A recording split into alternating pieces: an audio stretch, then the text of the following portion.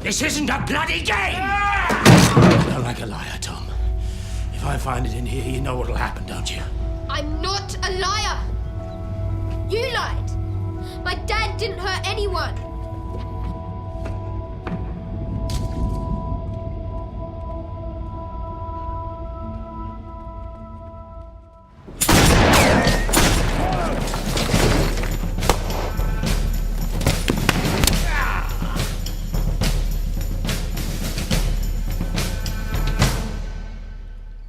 And we're clear. Clear. That was terrific.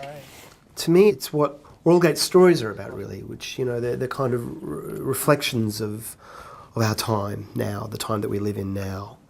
And it's really about the first time you see your parents fail and how that is a very confronting moment.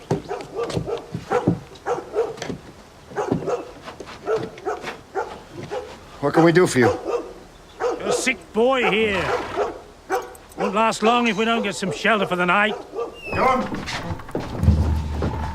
Essentially, they've all lost this sense of belonging, this sense of this place where truth matters and certainty happens, and they're all desperately trying to scrabble to get it. The fact that it's done in the context of a Western, I think, just makes the story very rich and very classical in a way and very traditional. But I think we've shot it in a very modern style. What happened? Hit him as we left the goldfields 4 days ago. Grace of God, we found you. He wouldn't have made it through the night. Henry Wilson. Mrs. Carver. Nat Doyle. My son Tom. Daughter Sarah. Go help your sister. Very much a film about what characters hold inside them and hide, and the dangers we're all capable of committing, really. Keep it secret. You don't understand the meaning of necessary until you've been in a war. But it was the right thing to do. Always do the right thing, do you? Do what's necessary. I think for the audience, you know, it's a very immersive experience as they start watching the film. They realise this is a real world. This isn't a set. This isn't a piece of manufactured fantasy. This is somewhere that exists, or that did exist, or is existing. The direction that Kriv and Andy and myself wanted to take it and push it more into the thriller territory and ratchet up the tension and streamline the film so it became this incredibly lean and tight narrative. They're soldiers. They're going to stay to help out. What drives somebody to go halfway around the world? To kill people they don't even know? The film, when it falls, it's falling over a cliff. It's gaining momentum all the time toward a very, you know, you feel an inevitable, violent and tragic climax is around the corner. You keep your mouth shut! I don't want trouble, Henry!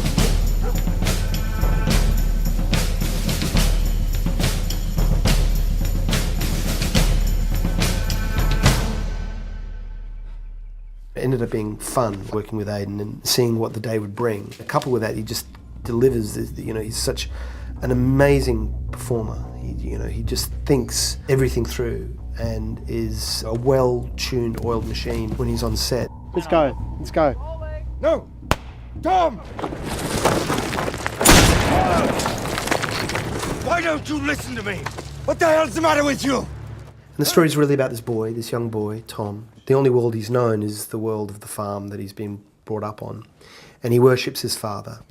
When the mother dies in this family, the children come to realise that their father isn't the strong man that they were brought up to believe he was. When they realise that, and when these three mysterious men arrive, Tom especially has to, his loyalty is tested. It's the story about, you know, what happens, you know, what, you know, as a child, where does your loyalty fail, or where does it find its strength?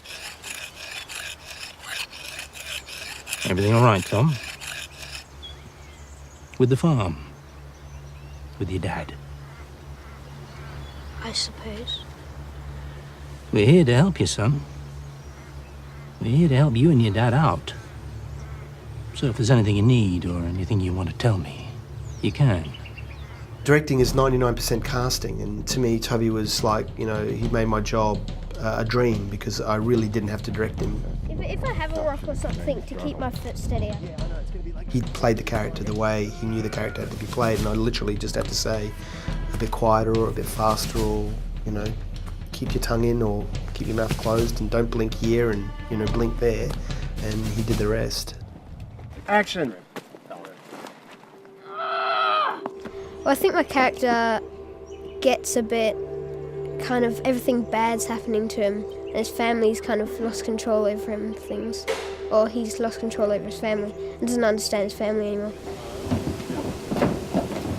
Where are we going? Are we leaving? Tom, we have to fix the car. We're not going! What's going on? Just do as I say. I don't want to go! Tom, we have to go. You have to trust me. What's attractive about this film from a shooting perspective and the way that Kriv approached it is a lot of Australian period films seem to be shot at a distance, and you're sort of way back and you're watching characters against this wide open landscape.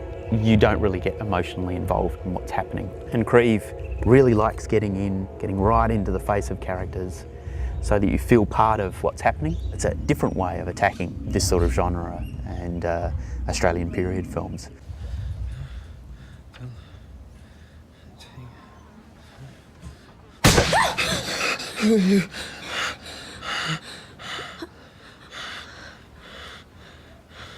Sarah. Love the boy back to life, is he?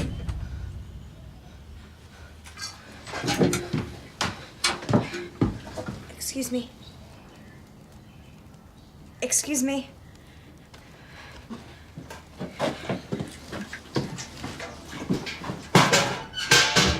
The whole film shifts into desperation and vengeance and retribution and damnation and survival.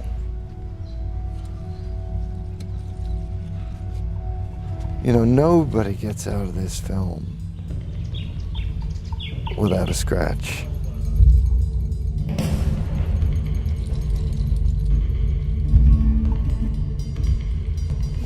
I'm very furry today. You are very furry today.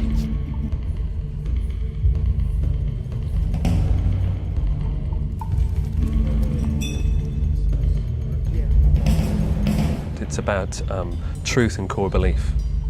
And if you find that everything you believe to be true is suddenly just taken away from you, where do you find it? If there's no evidence of it at all around you, where do you look for it? And you have to, the only place you can look for it is presumably inside yourself. But then what happens if you can't find it there? And Tom obviously is the character that finds it in himself. You'll understand in time, son. It's just the way of the world. For this, to me, is what New Australia means.